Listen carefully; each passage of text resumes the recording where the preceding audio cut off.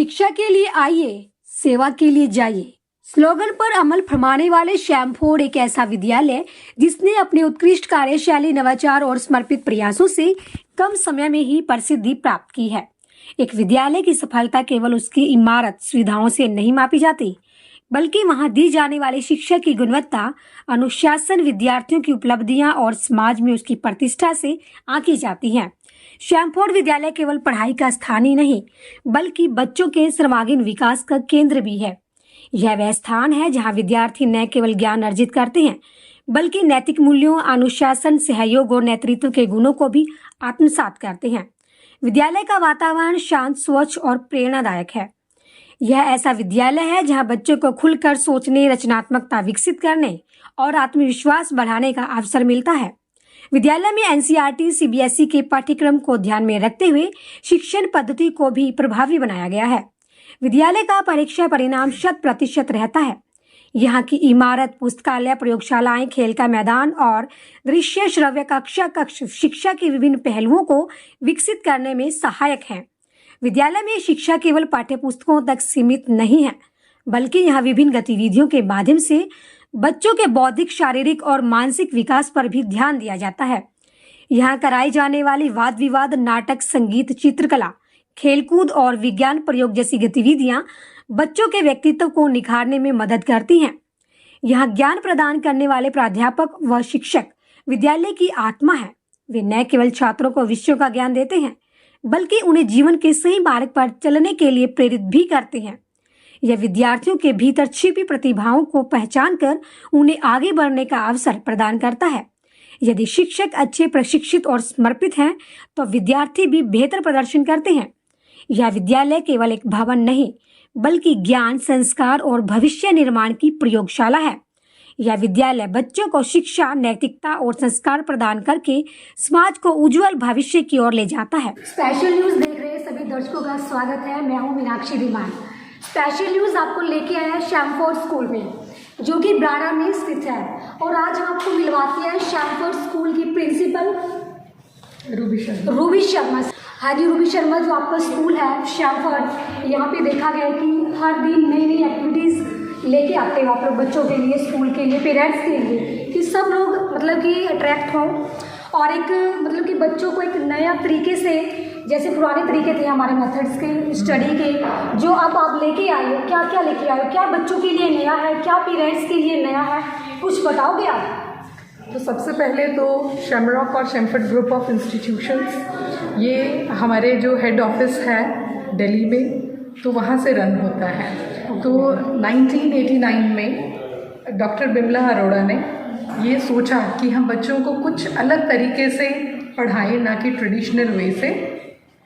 तो उन्होंने अपना करिकुलम डेवलप किया, जिसके लिए अब एनसीएफ में बात की जा रही है, न्यू एजुकेशन पॉलिसी में जिसके लिए अब बात की जा रही है, ये 1989 में ही उन्होंने डेवलप किया और हम उसके साथ चल रहे हैं। और तो जो बच्चों को करवाने का तरीका, जी मैम, जैसे सीबीएसई अब जादुई पिटारा की बात करता है, तो वो सब हम इतने समय से चला रहे हैं। और ये आपको जान के खुशी होगी कि ये जो अभी कमिंग सेशन है, इसमें हम अपना 15th years of excellence celebrate करने वाले हैं। कंग्रेचुलेशन मैम, इसके लिए आपको congratulation. Thank you so much. तो अगर हम बात करें तो जो चाइल्ड सेंटर्ड एजुकेशन है, हम कंड्यूसिव लर्निंग एनवायरनमेंट की बात कर रहे हैं, तो वो सब हम लोग इतने सालों से बच्चों को ऑलरेडी प्रोवाइड कर रहे हैं। और इसके लिए टीचर्स की ट्रेनिंग्स, इन हाउस ट्रेनिंग्स, हमारे हेड ऑफिस से 3 डेज़ की रेजिडेंशियल ट्रेनिंग्स भी रहती हैं और सीबीएसई ट्रेनिंग्स भी रहती हैं। तो कि किस तरह से टीचर्स जो हैं इनको करवाएं, और जो टीचर्स हैं इस टाइम भी एकेडमिक प्लानर्स पे वर्क कर रहे हैं। तो इट इज़ नॉट कि हमने बस लेसन डिवाइड कर दिया और पढ़ाना है, हमने उस चैप्टर को कैसे पढ़ाना है, कौन सी गतिविधियाँ करवानी है, एक्टिविटी बेस्ड लर्निंग आप जिसको कह सकते हो, जिसे एक्टिविटी बेस्ड हम लर्निंग कहते हैं। तो वो टीचर्स पूरे साल के लिए प्लान आउट पहले से ही कर लेता है। ठीक है, तो वो हम कहेंगे कि मुझे लगता है कि जो academically we should be strong, और उसके अलावा जैसे आपने बात की एक्टिविटीज़ Yes, की। ma'am. तो बच्चों की अलग अलग हॉबीज़ होती हैं यस मैम। और बच्चे जो हैं घर पे शायद इतना उन हॉबीज़ को डेवलप नहीं कर पाते, तो इनके लिए हमने स्पेशल हॉबी क्लासेस भी रखी हैं और नंबर ऑफ हॉबीज़ से उन्हें कोई एक हॉबी चूज़ करनी है जो पूरे साल हमारे बच्चे उन हॉबीज़ को करते रहते हैं। Okay ma'am. तो जैसे एक थीम होती है कि इस सेशन में हमने बच्चों को एक थीम बेस्ड ये वर्क करवाना है, किसी भी तरीके का लगा लो, स्टडी से रिलेटेड हो या किसी और मतलब कुछ भी एक्टिविटी बेस्ड, तो आप बताओगे आपकी थीम क्या है आप सेशन में? नहीं, हमने जो डिफरेंट प्रोजेक्ट्स रखे हैं क्लास वाइज थीम्स अलग हैं। ऐसे हम थीमेटिक असेंबलीज करवाते हैं तो हर क्लास को एक थीम मिलता है जिसमें उस पर्टिकुलर क्लास का एक बच्चा भी ना छूटे, मतलब पूरी असेंबली वही कंडक्ट करते हैं। और जो फेमस थीम्स जिसे हम कहें, चाहे से नो टू टोबैको है, maybe it's related with the AIDS, girl child, और जितने भी मेन जो लीडिंग टॉपिक्स हैं Yes, ma'am. सभी लीडिंग टॉपिक से रिलेटेड थीमेटिक असेंबलीज रहती हैं कि हमारे जो भी कोई बच्चा ये नहीं कह सकता कि मैं पूरे साल स्टेज पर नहीं आया। ओके और एक्टिविटीज़ बहुत सारी हैं, कॉम्पिटिशन्स बहुत सारे हैं बच्चों के लिए, तो वो सारा का सारा एज पर प्लानिंग हम लोग एक स्मूथ वे में कंडक्ट कर पाते हैं। Okay ma'am. तो जैसे फाउंडेशन ईयर्स होते हैं बच्चों के, वो बहुत ज़्यादा डिफिकल्ट होते हैं क्योंकि बच्चा एक नए परिवेश में आता है, घर से घर का माहौल उसका अलग होता है, स्कूल में उसकी एंट्री होती है, सब कुछ उसके लिए नया होता है। तो उस बच्चे को मतलब कि किस तरह से हैंडल किया जाता है? देखिए कि बच्चे तो गीली मिट्टी हैं, यस मैम। हम उन्हें जैसा ढाल दें यस तो वो बच्चे वैसे ही ढल जाते हैं। Okay. तो वो टीचर्स जो हैं सभी बहुत वेल ट्रेन टीचर्स हैं, उन्हें मालूम है बच्चे को मुश्किल से सिर्फ एक हफ्ते की प्रॉब्लम आती है। Okay. क्योंकि जब बच्चा पहली बार स्कूल आ रहा है, अदरवाइज बच्चों को एक हफ्ते के बाद वो इतने अच्छे सेट हो जाते हैं, वो साथ साथ करिकुलम में वैल्यूज़ भी एम्बेडेड हैं। आई वुड से कि वो वैल्यूज़ के साथ सीखते हैं और वो पुराना जो तरीका हो गया ABC, it's not like that. कुछ मैम पेरेंट्स का व्यूज़ होते हैं, कुछ भी लगा लो, हम भी सोचते हैं ये हमारी थिंकिंग भी होती है कि बच्चा जो एकेडमिक होता है वो कहीं से भी ले लेता है, एकेडमिक हो गया, उसका स्पोर्ट्स का हो गया, कुछ भी लगा लो। तो मेन जैसे उसके संस्कार होते हैं, तो वो भी मतलब उसके लिए आप किस तरह से बच्चों को तैयार करते हो कि बच्चों के अच्छे संस्कार बच्चे में आए, कि जिससे कि वो दिशा न बदले किसी भी तरीके से। बच्चों की क्या मतलब क्या प्लेटफॉर्म कैसे तैयार करते हैं बच्चे के लिए? देखो, सबसे पहले तो हमारा जो हर मंथ है यस मैम, वो एक थीम जिसे हम वैल्यू बेस्ड कहें तो एक हम इसे कहते हैं श्रम संस्कार। श्याम संस्कार, ठीक है, श्रम संस्कार उसका हर मंथ का एक थीम चल रहा है। जैसे ऑनेस्टी है, हाँ, तो वो उस थीम को लेके हम लोग चलते हैं। और अगर कोई बच्चा कभी कोई गलती भी कर दी यस, और हमें पता चला तो हम बच्चे की काउंसलिंग करते हैं, ओके, जिससे कि बच्चा जो है फ्यूचर में उन चीज़ों को ना करे। और जैसे हमने थीमेटिक असेंबली बोली है तो छोटी क्लासेस में गुड हैबिट्स वगैरह से रिलेटेड बच्चे स्पेशल असेंबलीज में भी, थीमेटिक असेंबली में भी पार्टिसिपेट करते हैं। Okay ma'am.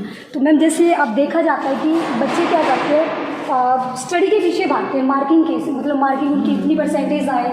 हालांकि जैसे बच्चा पास आउट हो जाता है 12th के बाद, तो बच्चे को किसी तरह की प्रॉब्लम ना आए, मतलब एक ग्लोबल सिटीजन के रूप में वो उभर के आए, तो उसके लिए कैसे तैयार करते हैं? देखिए कि बच्चे भी किस तरह का बर्डन भी ना हो। हम सबको यही कहते हैं कि मार्क्स के लिए मत भागिए जी, नॉलेज और कॉन्सेप्ट क्लैरिटी के लिए काम कीजिए।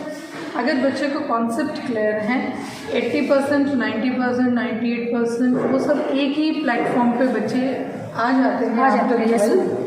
तो मेन चीज़ क्या है, उनका कॉन्सेप्ट क्लियर होना चाहिए, उनको जो नॉलेज है वो होनी चाहिए, तो बच्चे कोई भी एंट्रेंस एग्ज़ाम जो है वो क्रैक कर सकते हैं। हमारे ही बच्चे के JEE मेंस में और एडवांस में 99.99 परसेंटाइल भी आया। तो ये सब है।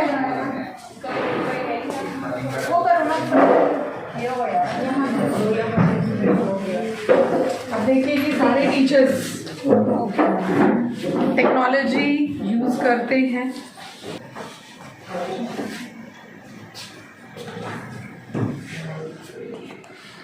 तो टीचर्स सारे के सारे हम कहेंगे टेक से भी टीचर्स हैं। उन्हें कंप्यूटर यूज़ करना, प्रोजेक्टर यूज़ करना, टीचर्स को स्मार्ट क्लास यूज़ करनी, ये सब भी आती है। और इसके अलावा टीचर्स जैसे ऑनलाइन क्लासेस